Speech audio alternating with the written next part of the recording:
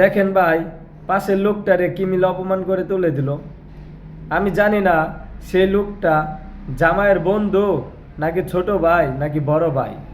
তবে ভাই, সে আপনার যাই লাগুক, আপনার একদম মোটেও কাজটা ঠিক হয়নি। সে যখন খাবারের মধ্যে হাত দিয়েছে, আপনি তাকে অপমান করে তুলে দিলেন। আপনি এই কাজটা না করলেও পারতেন। তবে ভাই, একটা জিনিস কি জানেন, আমাদের মতো লোকের টাকা পয়সা হইলে আমরা সম্পর্ক ভুলে যাই। সে বন্ধু হয় নাকি ভাই হয় নাকি বোন হয়, এইসব সম্পর্ক আমরা তখনই ভুলে যাই যখন আমাদের অফুরন্ত টাকা হয়ে যায়। ভাই, এই টাকাই সব নয়, সম্পর্ক হচ্ছে সব থেকে বড় জিনিস।